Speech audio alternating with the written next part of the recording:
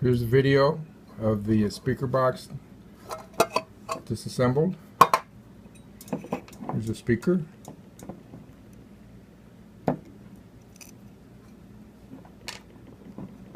It's got letters on the back. 92523 274-788. I've got the female plug, jack plug. It looks like a stereo plug, but it just has one hookup, so there's no stereo involved. And then the rheostat,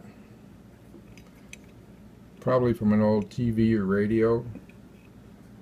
Looks like my dad put a capacitor on it. These wires go nowhere.